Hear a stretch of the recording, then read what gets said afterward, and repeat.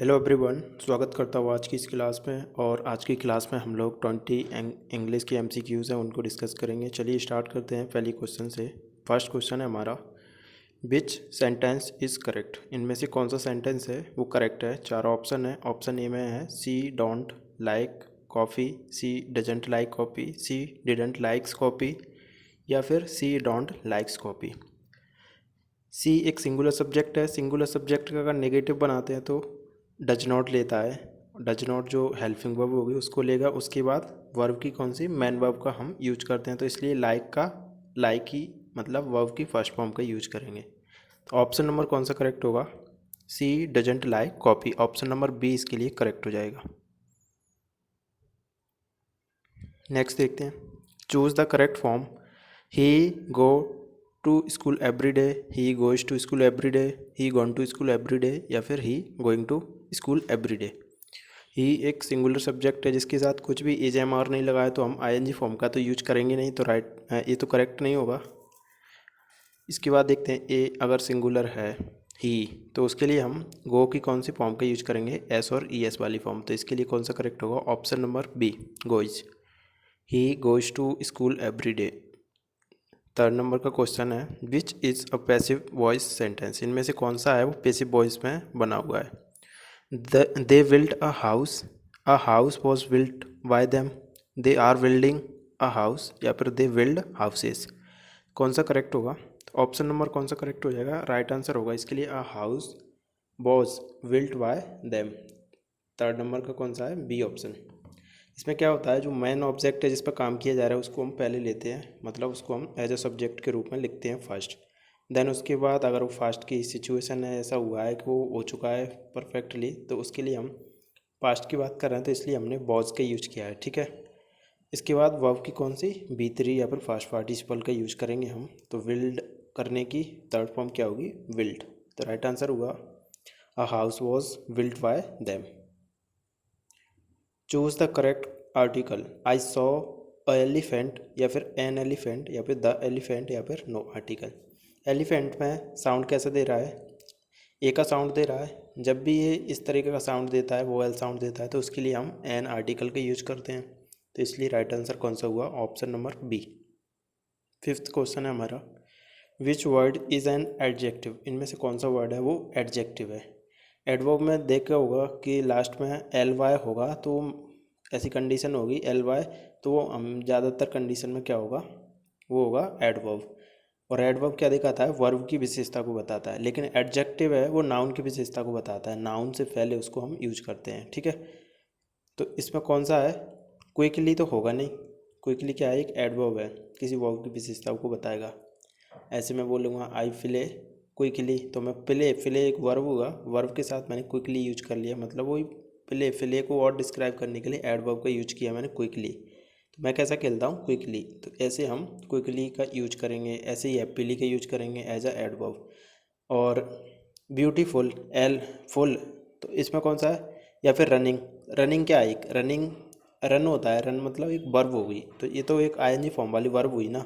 ये क्या हुआ? इसमें एडवर्ब हुआ, ये भी एडवर्ब हुआ। तो ब्यूटीफुल है ना, ये इसमें एडजेक्टिव है। और एडजेक्टिव क्या बताता है? नाउन की विशेषता बताता है। ठीक है। मैं बोलूँगा this dress is so beautiful. अब ये ड्रेस है, ड्रेस के बारे में बता रहा है ना, कैसी है वो? ब्यूटीफुल है। तो इसे हमने, एक नाउन है ना हमारा ड्रेस, ड्रेस क्या हुआ यहाँ पर? ये नाउन हुआ यहाँ पर। और नाउन की विशेषता बताने वाले वर्ड्स को बोलते हैं हम एडजेक्टिव। ठीक है, याद रखना। तो राइट आंसर क्या होगा इसके लिए? Option number B. 6 नंबर का क्वेश्चन है, आइडेंटिफाई द करेक्ट सेंटेंस। इसमें से कौन सा सेंटेंस है वो करेक्ट है? I has a car. जब आप पजेस करते हो किसी चीज़ के लिए तो आई के साथ क्या लगता है? हैव का यूज करते हैं। और जो भी सिंगुलर थर्ड पर्सन सिंगुलर है उसके लिए हम हैज़ का यूज करते हैं। तो आई के साथ क्या लगता है? हैव लगता है। दे के साथ भी हैव लगता है। तो इसमें से हम देखते हैं, आई has a car, he have a car, they has a car, या फिर ही हैज़ अ कार। देखो इसमें आई के साथ हैव नहीं है तो ये इनकरेक्ट हुआ। ही के साथ क्या लगेगा? एक सिंगुलर है, थर्ड पर्सन सिंगुलर के लिए हम क्या यूज करते हैं? हैज़ का यूज करते हैं। ठीक है। तो ये भी इनकरेक्ट हुआ। दे एक प्लूरल सब्जेक्ट है और प्लूरल हमेशा क्या लेगा? हैव लेगा। तो ये भी गलत हुआ। तो ही एक सिंगुलर सब्जेक्ट है और सिंगुलर सब्जेक्ट में पोजीशन के लिए हम हैज़ का यूज करते हैं। सी ही इट के लिए कोई नेम हो सकता है। ठीक है, सिंगुलर। तो इसके लिए हम हैज़ का यूज करते हैं पजेस करने के लिए। कोई भी चीज़ पे आपका अपना अधिकार है तो उसको दिखाने के लिए आप बोलते हैं ही हैज़ अ कार या फिर आई हैव अ कार, है ना, इस तरीके से। तो इसके लिए कौन सा करेक्ट हुआ, सब्जेक्ट वर्ब अग्रीमेंट पढ़ते हैं तो उसमें हम पढ़ते हैं सिंगुलर सब्जेक्ट हमेशा अपने साथ सिंगुलर हेल्पिंग वर्ब का यूज करता है। तो यहाँ पर ये हेल्पिंग वर्ब की तरह यूज नहीं किया गया है, ये पोजीशन के लिए यूज किया गया है। पोजीशन की मतलब आपके पास कुछ चीज़ है उसको हम बताने के लिए हैज़ हैव का यूज करते हैं, ठीक है। 7th नंबर का क्वेश्चन है choose the correct preposition. Preposition क्या होता है, ये स्थिति को बताता है। प्री पोजिशन, पोजिशन मतलब इसी से समझ में आ रहा होगा। तो a preposition on, in, at, for, ठीक है, इसमें कौन सा करेक्ट है। तो she is good on math या फिर इन मैथ या फिर एट मैथ या फिर फॉर मैथ। जब आप किसी चीज़ में अच्छे होते हैं तो उस विशेषता को बताने के लिए आप किस किस प्रपोजिशन का यूज करते हैं, एट का यूज करते हैं। तो इसके लिए कौन सा करेक्ट हुआ, एट। 8 नंबर का क्वेश्चन है which is the correct comparative form. Comparative form वो चीज़ होती है जैसे सुपरलेटिव डिग्री हो गया, कंपैरेटिव डिग्री हो गया, एक पॉजिटिव डिग्री हो गया। कंपैरेटिव से समझ में आ रहा है कि कंपेयर करते हैं तो हमारे पास दो चीज़ होंगी तो उनमें से किसी एक को बेहतर दिखाने के लिए हम कंपैरेटिव डिग्री का यूज करते हैं, ठीक है।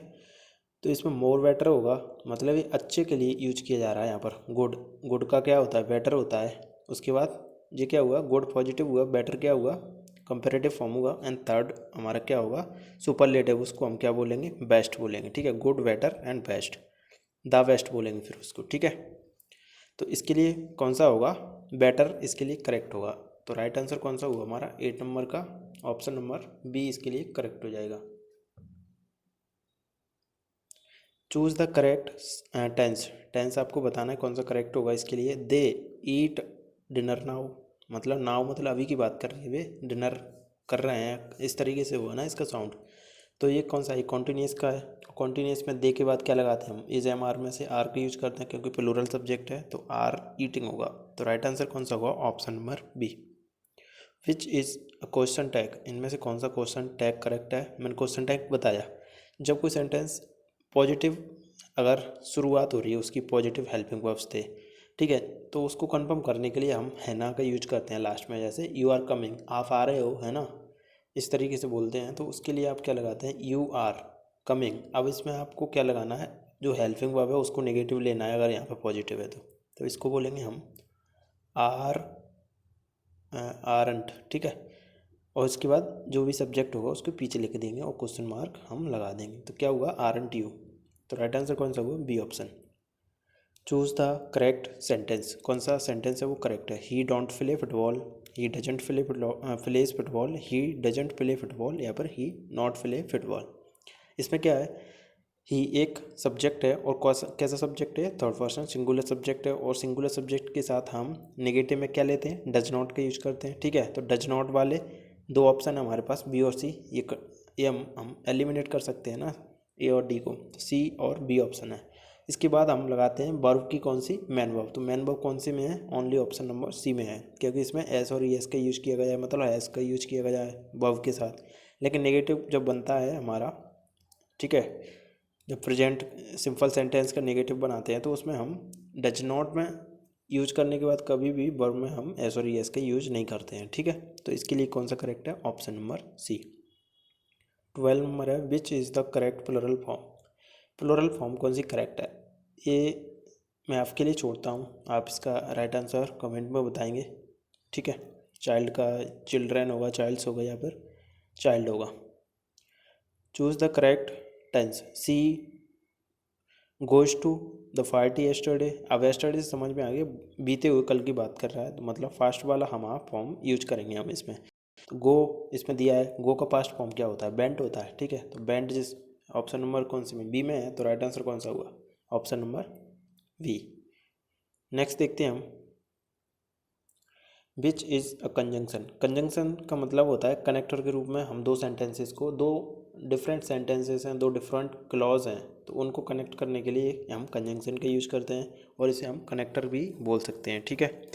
तो वट एक कंजंक्शन है, क्विकली, हैप्पीली या फिर ब्यूटीफुल। इसमें एल वाई जिनकी बात लगा है वो एडवर्ब है, ठीक है, जो वर्ब की विशेषता बताएंगे। जो ब्यूटीफुल है वो नाउन की विशेषता बताता है, लेकिन जो बट है ये कनेक्ट करने के लिए दो सेंटेंसेस को हम यूज कर सकते हैं। तो एज ए कंजंक्शन के रूप में बट का यूज हम करेंगे, ठीक है।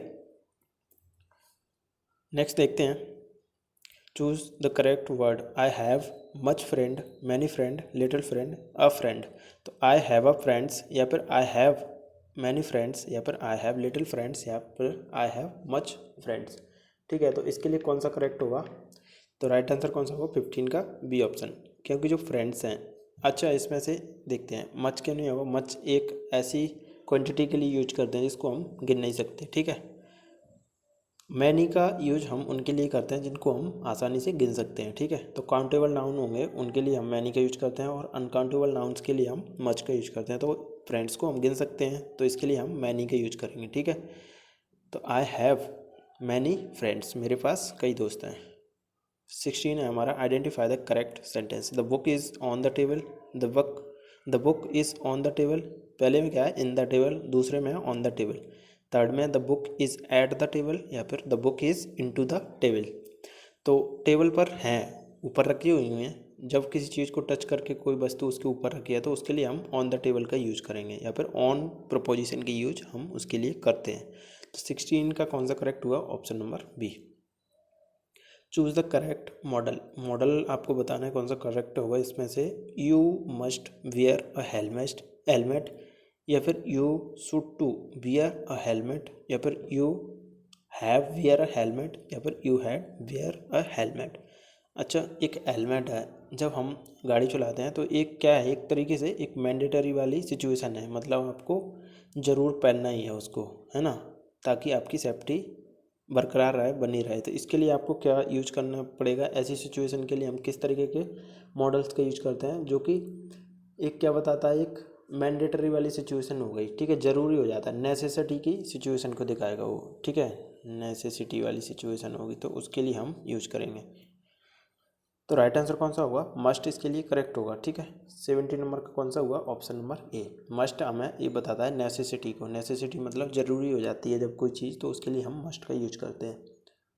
और जब मे का यूज करते हैं तो वो संभावना को दिखाता है कि शायद हमें पहनना चाहिए। तो ये तो ऐसी कोई कंडीशन है नहीं इसमें, है ना, मे का यूज करते हैं हम उसमें। तो मे एक ऐसी कंडीशन होगा, मे माइट, जिसमें हम शायद पहन भी सकते हैं, नहीं पहन सकते हैं। तो ऐसी सिचुएशन होगी तो उसके लिए हम मे माइट का यूज कर सकते हैं। लेकिन जब ज़रूरी हो जाता है तो उसके लिए हमें मस्ट का यूज करना पड़ेगा। तो राइट आंसर हुआ हमारा ऑप्शन नंबर ए। 18 हमारा, विच is the correct past participle of right. Right का पास्ट पार्टिसिपल क्या होगा? ठीक है, मतलब सेकंड फॉर्म हमसे पूछा है B2। राइट का होता है सेकंड फॉर्म रोट। तो राइट आंसर कौन सा हुआ? ऑप्शन नंबर 18 का कौन सा है? ओके, इसमें एक चीज़ वेट, राइट का कौन सा पूछा है? पास्ट पार्टिसिपल पूछा है। मैंने क्या लिख दिया यहाँ पर? B2। B2 क्या होता है? रोटी होता है। लेकिन इसमें पूछा है past participle. Past participle in the sense कि उसको B3 पूछ रहा है। ठीक है, सॉरी, इसमें क्योंकि इसमें होगा ऑप्शन नंबर सी, रिटर्न इसके लिए करेक्ट हो जाएगा। इसमें क्या है? B2 मतलब सेकंड फॉर्म, तो उसको बोलते हैं हम रोट। और राइट का फर्स्ट फॉर्म क्या हुआ? राइट हुआ। ठीक है, और रोट उसका सेकंड फॉर्म, और थर्ड फॉर्म या फिर पास्ट पार्टिसिपल बोलेंगे हम रिटर्न को। तो राइट आंसर हमारा ऑप्शन नंबर सी हुआ, दूसरा नहीं है। ठीक है, दूसरा तब होता है जब सेकंड फॉर्म हमसे पूछता तो। ठीक है, नेक्स्ट देखते हैं आगे। Choose the correct verb she write letter now. अब नाउ का मतलब अभी लिख रही है, मतलब ING वाली फॉर्म का हम यूज करेंगे, है ना। तो she is writing a letter now. Is इसलिए लगेगा क्योंकि सी एक सिंगुलर, थर्ड पर्सन सिंगुलर, इसके लिए हम इज का यूज करेंगे। ठीक है, तो she is writing a letter now. 20 number का क्वेश्चन है, identify the correct sentence. Correct sentence कौन सा है वो आपको बताना है। He are a teacher, they is teachers, she am a student या फिर दे आर स्टूडेंट्स। इसका राइट आंसर भी आप कमेंट में बताएंगे। ठीक है, तो चलिए आज की क्लास में हमने इम्पोर्टेंट जो MCQs थे उनको डिस्कस किया। यहीं पे वाइंड अप करते हैं इस क्लास को।